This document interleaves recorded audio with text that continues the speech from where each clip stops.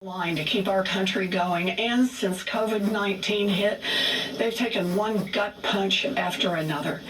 And what has the COVID fallout done to our babies? Well, I'm here at the Early Childhood Education Center in Springfield, Massachusetts, which has been closed for months. Childcare was already hard to find before the pandemic, and now parents are stuck.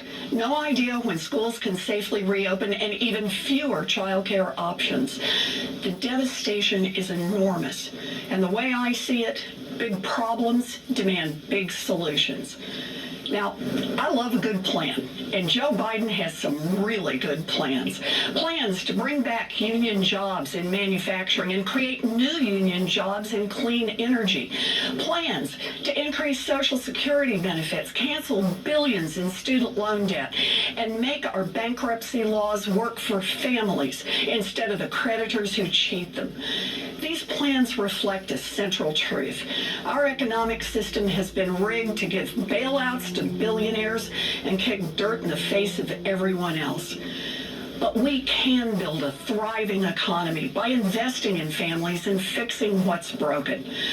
Joe's plan to build back better includes making the wealthy pay their fair share, holding corporations accountable, repairing racial inequities, and fighting corruption in Washington.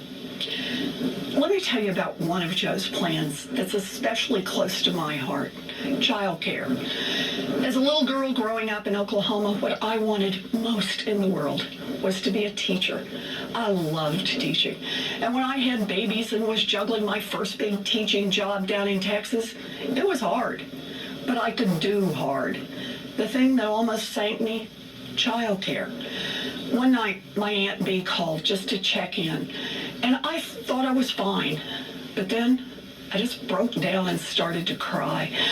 I had tried holding it all together, but without reliable childcare, working was nearly impossible. And when I told Aunt Bee I was going to quit my job, I thought my heart would break. And then she said the words that changed my life: "I can't get there tomorrow, but I'll come on Thursday." And she arrived with 7 suitcases and a Pekingese named Buddy and stayed for 16 years. I get to be here tonight because of my Aunt Bee. I learned a fundamental truth: nobody makes it on their own. And yet, here we are, 2 generations of working parents later. And if you have a baby and don't have an Aunt Bee, you're on your own. And here's why that is wrong. We build infrastructure like roads and bridges and communication systems so that people can work. That infrastructure helps us all because it keeps our economy going. It's time to recognize that childcare is part of the basic infrastructure of this nation. It's infrastructure for families. Joe and Kamala will make high-quality childcare affordable for every family, make preschool universal, and raise the wages of every child care worker.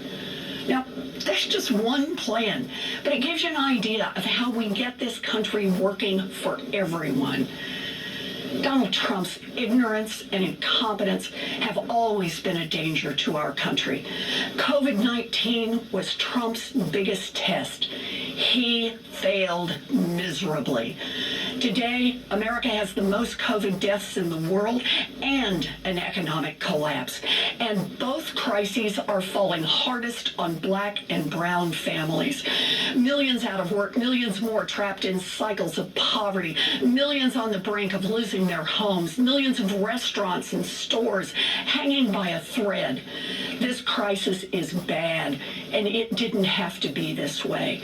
This crisis is on Donald Trump and the Republicans who enable him. On November 3rd, we will hold them all accountable. So, whether you're planning to vote wearing a mask or vote by mail, please take out your phone right now and text VOTE to 30330. We all need to be in the fight to get Joe and Kamala elected. And after November, we all need to stay in the fight to get big things done. We stay in this fight so that when our children and our grandchildren ask what we did during this dark chapter in our nation's history, we will be able to look them squarely in the eye and say, we organized, we persisted, and we changed America.